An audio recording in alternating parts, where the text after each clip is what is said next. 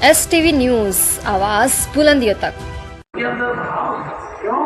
क्योंकि आप सबके लिए 12 बजे रात में भी, ठंडक में भी कमर में पानी घुसकर कमर में पानी में अपने जजमान के लिए प्रार्थना करते थे।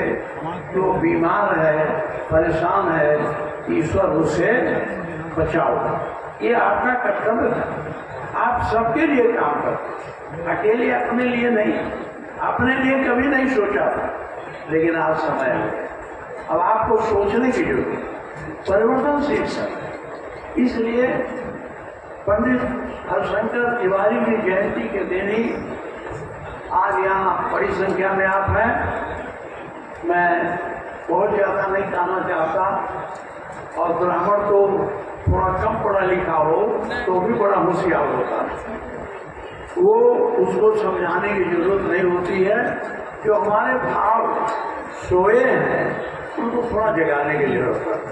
अगर ये भाव जग जाए तो आप एक बहुत बड़ी ताकत, ऐसा नहीं है।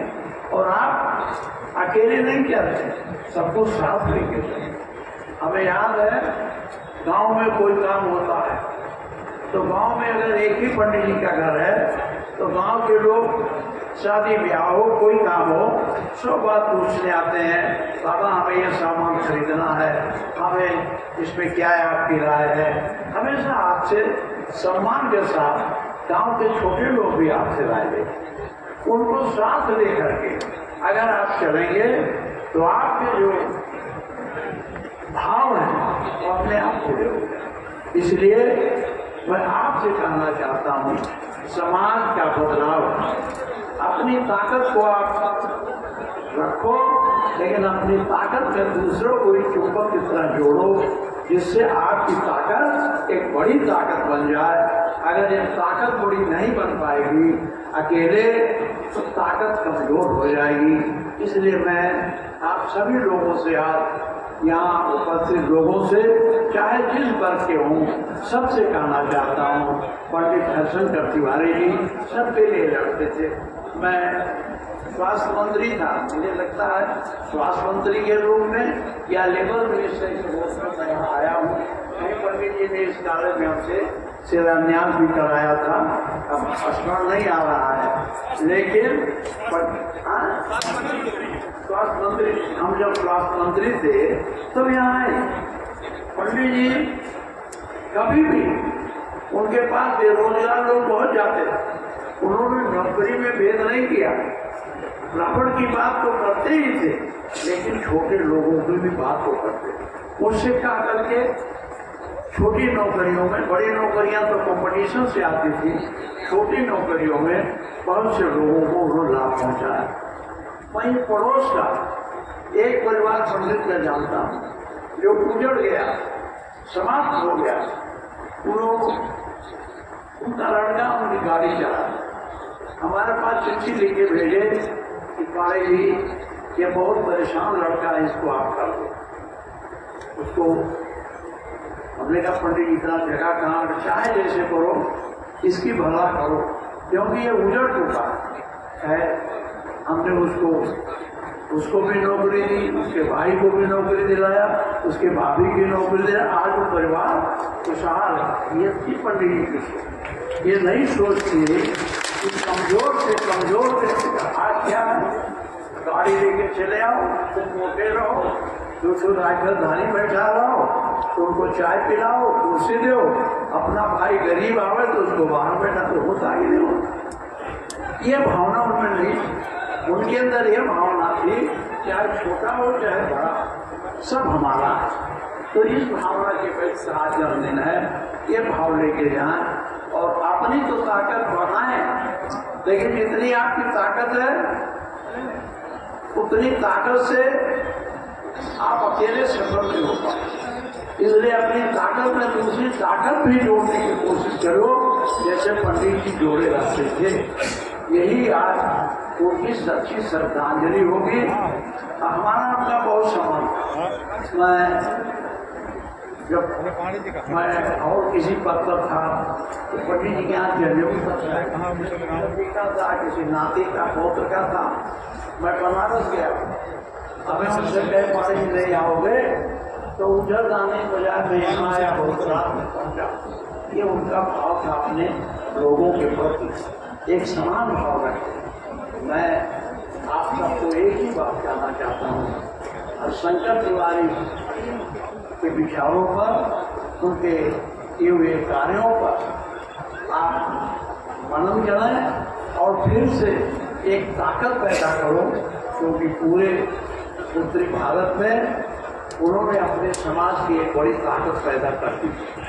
वो ताकत खत्म न हो, आप बचाए रखो, उसे बढ़ाओ, यही उनकी सच्ची श्रद्धांजलि है। ये अगर ये नहीं कर पाते हैं तो हमारी आपकी कमजोरी है, हम धीरे धीरे लुप्त हो जाएंगे। आप देख ही रहे हो समाज की क्या हालत है। इसलिए मैं बहुत ज़्यादा नाटा करके फिर मैं कुशल बाबू को, इन्होंने मुझे टेलीफोन किया कि आज आइए, जनेश्वर मिश्र जी की जयंती थी। अखिलेश जी ने हमसे कहा कि आप वहीं जाइए, आपको बुलाए हैं पंडित जी के, उसमें जाइए। और आप लोगों ने मुझे बहुत माला पहनाया, धन्यवाद दिया कि मैं नेता विरोधी दर्शन। अरे नेता विरोधी नहीं बना, ये हमारा विधानमंडल और हमारे राष्ट्रीय अध्यक्ष का निर्णय है कि मैं नेता विरोधी बन रहा हूँ। इसलिए जितना बधाई धन्यवाद हमको दे रहे हैं उतना हमारे राष्ट्रीय अध्यक्ष को दीजिए और हमारी पार्टी को भी दीजिए कि पार्टी ने आपके सम्मान को बढ़ाने के लिए मुझे बैठा। हम 2 बार स्पीकर, और कौन बनाया? माननीय मुलायम सिंह यादव। वो कौन थे, कहाँ थे? इतना सम्मान आपका करते थे तो उसमें बदला आपको देना है कि नहीं? बदला देना चाहिए ना। जब आपके लिए कोई कुछ करे तो आप उसके लिए भी करो। जब आप उसके लिए करोगे तो दूसरे उत्साह से फिर वो व्यक्ति आपके लिए दूसरा करेगा। इसलिए 2 बार स्पीकर बनाए, 2 बार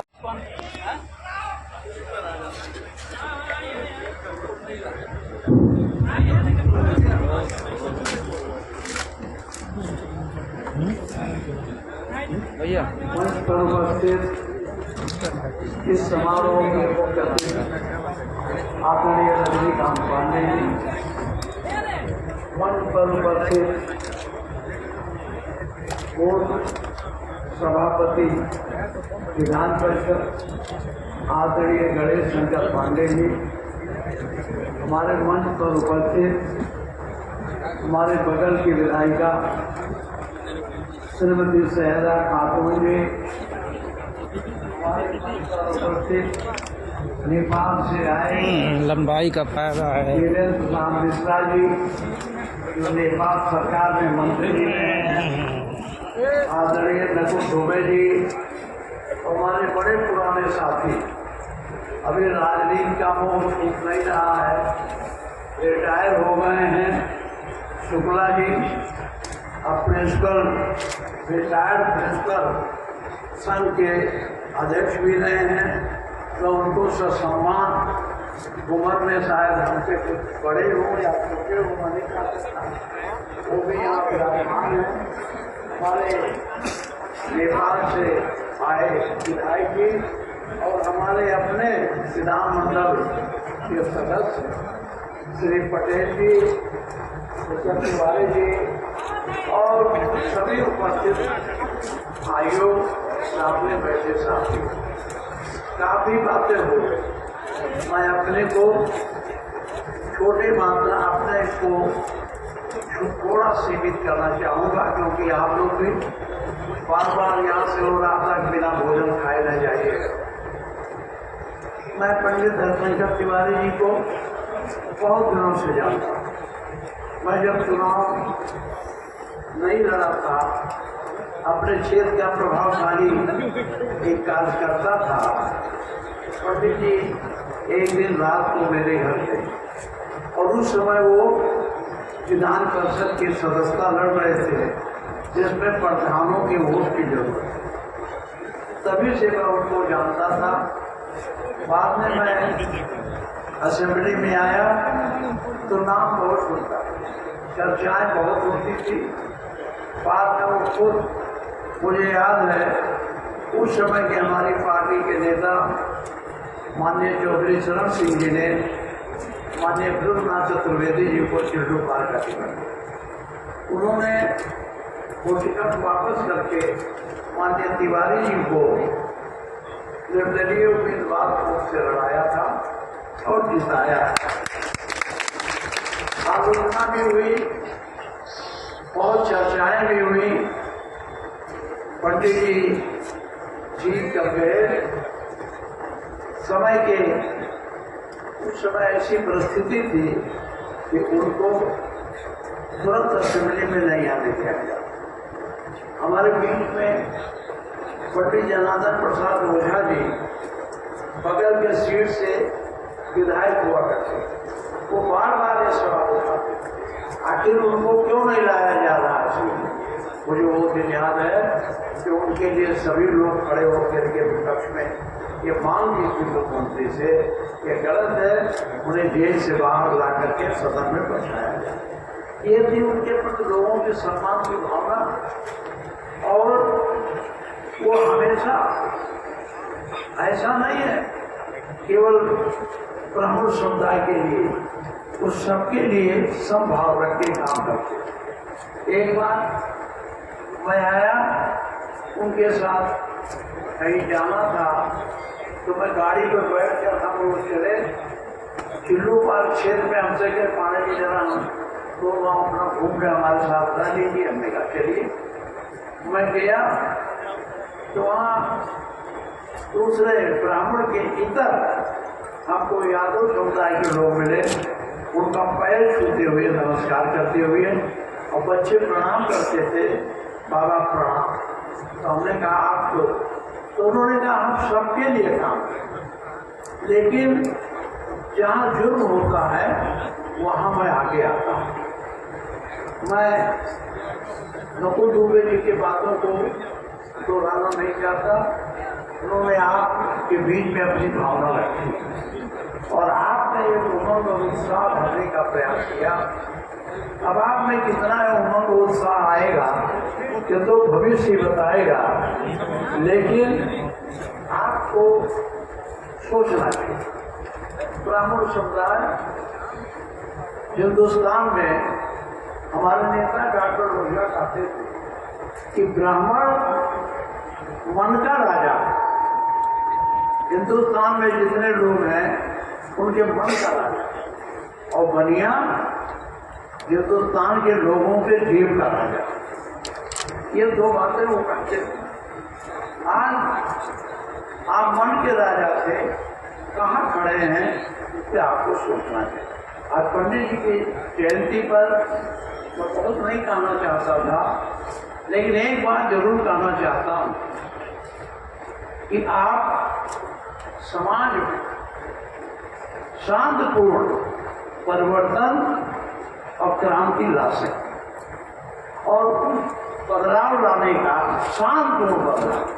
जब कभी हिंदुस्तान में बदलाव हुआ, कभी क्रांति नहीं आई, चाहे वो गौतम बुद्ध धर्म के मामले में आए या राज के मामले में आए। तो आज क्या है, क्यों आप शांत हैं, इस पर आपको सोचने की जरूरत है। समाज में आपका बड़ा सम्मान है, सबको साथ लेके चलता।